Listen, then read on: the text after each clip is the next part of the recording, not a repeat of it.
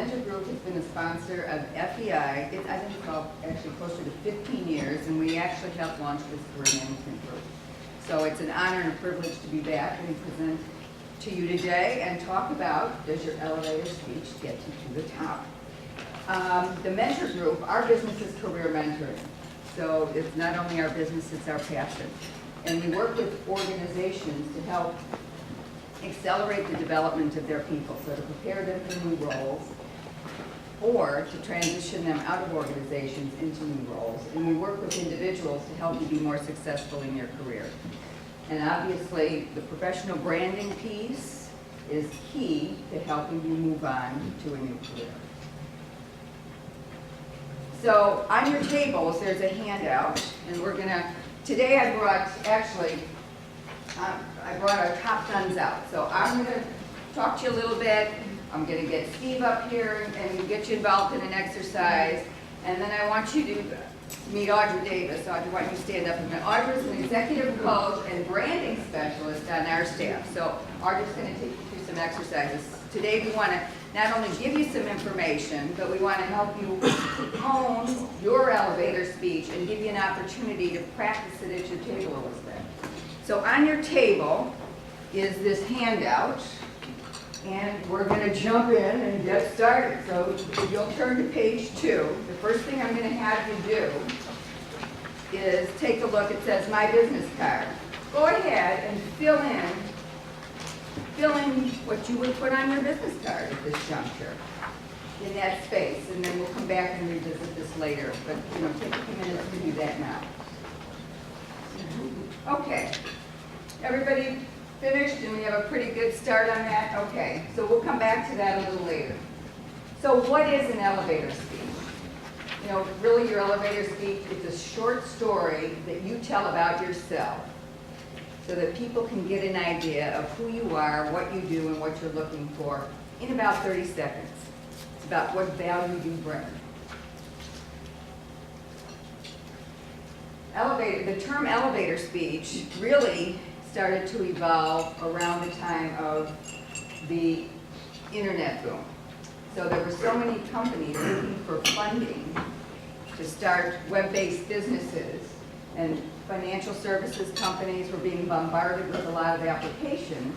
And what they found was that, they couldn't keep up. So people were contacting them, and the people that were winning the cash, winning, the investments from these companies, were really people that would grab them in the elevator and could give a very powerful pitch in about 30 seconds in terms of what their business idea was and the value proposition. So an elevator speech then really today refers to any type of presentation or speech that you're giving where you're trying to communicate an idea or what your business is about or sell yourself in a, time, pressure, quick, efficient manner. So about 30 to 60 seconds. A good elevator speech should really highlight how you're unique and what makes you stand out from others. So we're going to jump in and do another quick exercise because most of you in the room, we are all financial leaders. Everybody has some type of financial background in this room. But how do you differentiate yourself from everybody else sitting in the room? So let's see how you're unique. I'm going to ask you all to stand up.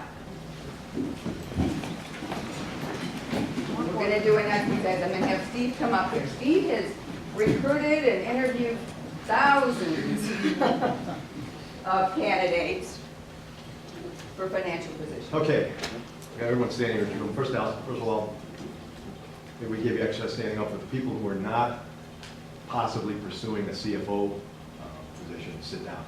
Get you out. So we still have, I don't know, maybe 25 candidates.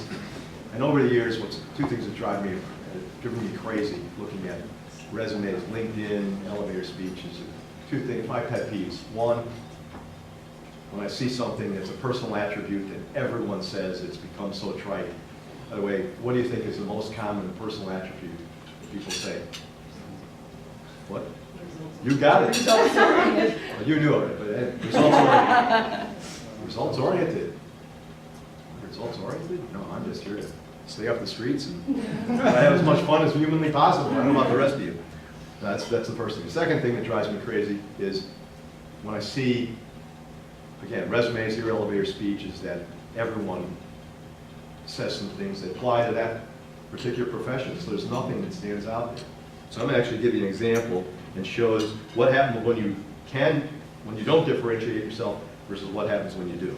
So I'm going to read an actual example. Last night I went through about 50, and I pulled out best and worst. So if you're pursuing a CFO job, potentially, as I read this, if you don't have any of these attributes, then sit down. Results-driven, senior executive, known for developing strategic directions and goals and objectives for achieving them. Goal-oriented, problem-solving, oh, you already had this. Problem-solving thinker with strong communication and presentation skills. Proven ability to successfully manage people and processes. Efficiently manage projects and effectively support company operations. Develop numerous successful strategies for broadening strategic perspectives and directions and enhancing organizational performance and efficiency. So I mean, all you guys have that, right? Okay, so obviously I hear something like that, there's nothing that jumps out at me. I've got 25 clones in the room based on this, okay? Let me give you another example. And again, I'm not saying this is perfect, but as an example that, as you hear it, if you don't have everything I'm mentioning, sit down, okay? Senior executive and CFO with public company. Wait a minute, all you work in public companies? If you haven't, sit down. Private equity, leverage buyout, international and Big Four accounting experience, proven leadership abilities and operational understanding, partnering with the CEO and executive team to drive significant positive change in businesses, substantial management responsibilities in a finance, accounting, systems implementation, mergers and acquisitions, business strategy, risk management, cash management, multicultural, multidisciplinary teams on business improvement initiatives in manufacturing, service, distribution, and rental businesses. You see the difference? You see what happens? When I hear something like this, now the person is really standing out. First exercise, nothing happened. So again, if you just want to be one of 25, 30 clones in a room, go with the first style. Otherwise, do something that's really going to stand out, differentiate yourself. I'll let Kathy. Okay, so hopefully you've got a few terms that maybe you didn't have in your elevator speech or your branding profile before to help. And just to give you a few more things that come on resumes that are differentiators in your profession. Things like financial planning analysis, capital raising, investor relations, system implementation, startup experience, turnaround experience, SEC reporting, tax strategy and compliance, SOX, domestic and international environments, multi-location business units, cost accounting. Again, some of the things that really separate you from just every other CFO in the room. Thanks, Steve. Okay, so this is what we call our scorecard for elevator speech. So we're going to give you, kind of scorecard what makes a good, how to evaluate a good elevator speech before we actually do it. So you want to have it targeted for your audience. So, you might be coming to an FEI for a management networking meeting. That may be a little bit different elevator speech, depending if you're talking to John, Connie, and Mike, or any other recruiter, or if you're talking to a colleague, versus being out at a broader networking meeting. So you're going to adjust your content based on your audience. And then secondly, you want to focus on your benefits, not just your features, because as we just went through that last exercise, those are skills and features that many of you have. But what are your benefits? What really differentiates you from anybody else in this room? And that's what we really are going to work on today, how to hone it and how to own that elevator speech. You want it to be engaging so that whoever you're speaking to says, tell me more, so that you continue that conversation. The structure, you want it to be an appropriate length. So, your elevator speech, it could be 30, 60, 90 seconds, depending on, and if it's expanded if you do have the opportunity to talk to somebody and get in front of somebody for, 10, 15 minutes or 30 minutes, then obviously you're going to adjust that pitch in terms of what you're going to say and how you're going to present.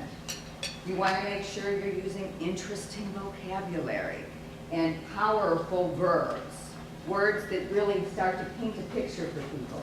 Make sure your grammar is correct, and certainly when you're speaking, and this is why it's important to practice, you want to minimize the ums and ahs. So the more we practice our elevator speech, we simply get better at it.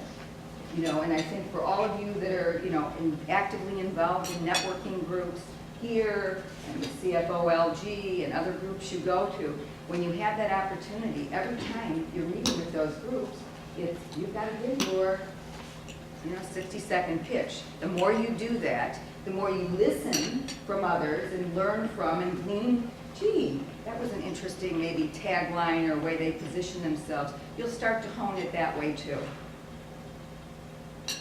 The tone. Obviously, you want to sound very confident, and the more you practice it, obviously, the more confident you're going to sound. It's got to be clear. You want to draw your listener in so that they are saying, gee, I'd like to know more about you, or let's set up a coffee meeting. High energy, appropriate rate of speech. Sometimes when we're nervous, we talk faster, so pausing for effect, taking a breath, doing some of those things, before you are actually delivering it. You want to sound enthusiastic, positive. People like to do business with people that they get a sense of high energy and enthusiasm from. And then the quality and pitch in your voice. Is there a smile, in your voice? I used to say to people, particularly when you're doing this on the phone, even sometimes you're doing this on the phone when you're trying to get to that first meeting with somebody and we're all nervous about what are we going to say and how are we going to engage them enough so that they will have a conversation with us. Practice, and then practice smiling in your delivery because your inflection goes up when you smile. So practice with that smile in your voice. Your suggested format is your name. You want to give somebody an idea of what field or industry you're in. Just as that first exercise, are you targeting and looking for middle market opportunities or large public companies? Do you have a specific industry focus? So starting to position yourself. And then what's your unique selling proposition? That's what we're going to work on this morning here a little bit in terms of what differentiates you from someone else. What are those benefits? Talk about the benefits that you can bring to someone else, whether you're selling your business or your idea, or whether you're selling yourself for a job. It's not just about your skills, but you're talking about the value you can bring to the organizations. And certainly on your resumes, you've all created accomplishment statements. A lot of the hard work that went into preparing those resumes and the action verbs that you've used in those accomplishment statements, use those in putting together your value proposition. Use those powerful verbs. And then often your elevator speech is going to tell somebody else how they can help you. What kind of introductions are you seeking? Who do you want to meet? So give them something. People are always genuinely willing to help you if they think they can't fail you. Most often they're not going to be able to give you a job, but they are happy to refer you or get you that much closer. So tell them how they can help you. So a lot to cover in 30 or 60 seconds to get it done quickly. Here's an example. My name is John Smith. I'm seeking a CFO or VP of Finance position with a middle market manufacturing company. My experience spans both international and domestic public companies, private equity, and family-owned businesses. So there's a differentiator. I mean, here's somebody who's worked in three separate and very different sectors. That family-owned business, if you have family-owned business experience, that's a niche in itself. So feature it. My expertise is strategic planning, banking and financing, acquisition divestitures, and cost improvement, IT and HR. So many of you in your role as CFOs, obviously today we see that it's much more common, You have IT, you have HR reporting to you. That's another key differentiator. So be sure to feature that. My sweet spot, so we're telling now, you know, how they can really help identify best positions for this person. My sweet spot is serving as a strategic partner to the CEO with some board contact, and for organizations requiring strong change management skills. So this is somebody who's going to go in and be able to do a turnaround and deal with the change. So if you know any middle market companies or CEOs where I may be a fit, I'd appreciate a referral. And then obviously you want to close with, of course, I'd be happy to help you and build your network in any way too. So the networking piece is not about the taking, it's about the giving as well, that give and take. The benefits that employers derive from your skills. So here's a couple of examples. You know, when we say, I'm an advertising consultant, or I'm an IT consultant, or a financial consultant, we're a dime a dozen. But if we go on to say, I'm an advertising and marketing consultant, I help companies get the most out of their advertising dollars. So what is the value you bring? The second example, I'm an IT consultant. I help companies become more efficient and save money by utilizing technology. So do you see how you're tying that in? You're putting the benefit, or you're telling them, you're starting to paint the picture exactly, you know, the value you bring to those companies. The use of memory hooks is really critical in your elevator speech. So a memory hook, it's that hook, or we may refer to it as a tagline. So if somebody in a company that's marketing products, you know, that they have certain taglines. But giving somebody a visualization or something special and unique to remember you by. So here's a couple of examples. As you can see, I'm a walking billboard for our pasta. That's a sales professional. We're always glad to see you're back, from a chiropractor. I'm a dentist. I believe in the tooth, the whole tooth, and nothing but the tooth. So help me God. So a little differentiating. This was actually for our candidates too. When you watch the Grammy Awards, look for Carrie Underwood's gold-plated microphone. I designed that product. Now that's going to stand out, something like that. Well, you know, another one of my favorites that one of our guys has used, and it's a knockout standout. I'm a serial entrepreneur. So, kind of interesting. Tell me more. So he has started several businesses. So you want to figure out what is that hook. Here's a couple more. I help women look beautiful, from an Avon sales rep. I help get you more clients than you'll know what to do with. Who wouldn't like to hear that? From a business coach. And this is our favorite. I'm a government fundraiser from an IRS agent. So we'll critique one before we actually get into an exercise. So here's a before statement. Hi, I'm Pat Starr. I'm a CFO with Big Four experience and CPA equivalent. I have 20 years of experience working in manufacturing and distribution companies. La, la, la, la, la, la. So let's see if we can ratchet it up a little bit. Hi, I'm Pat Starr. I'm a financial triage expert. Wow, what is that? That sounds kind of interesting. I identify financial pains and write a prescription for the cure. Pretty interesting. Where I add value best is in a company looking to shift their business team's focus from incremental improvements to fundamental changes, because the organization is either stuck in the status quo or challenged by disruptive changes in the marketplace or supply chain. So he's telling them exactly how to utilize him. You know, if your organization is stuck in the status quo, or, you know, there's a lot of change going on because of market interruption. So you're starting to paint that picture in somebody's mind how you can help them.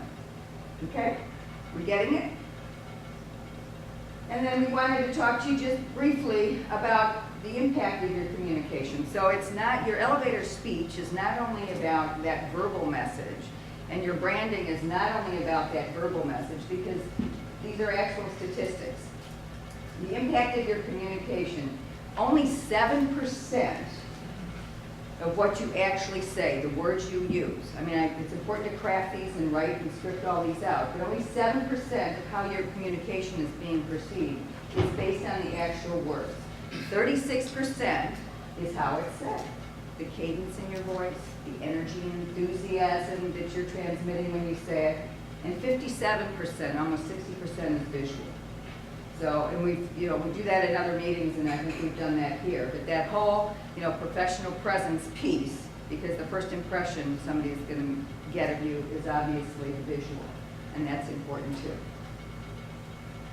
Okay, now I'm going to turn it over to Audra, and we're going to do some practice and get you guys working. Good morning. I can see that you all are so enthusiastic about this part of the workshop, so we're going to get you excited. If you can flip to your handout on page 4, the format that Kathy went over earlier is here for you. We're calling it the Elevator Speech Talking Template. Okay, so this is your opportunity to start filling in the blanks to craft your own elevator speech. And just to recap quickly, start with your name, your field or industry, the actual position that you're seeking, and in what capacity, your USP, your unique selling proposition. So what is it that makes you stand out from everybody else out there in the world? And second to last, the actual benefits that employers can actually get from you, right? What's the value add that an organization would get if they want to hire you? And then finally, asking for help. What is it that you'd like for the person listening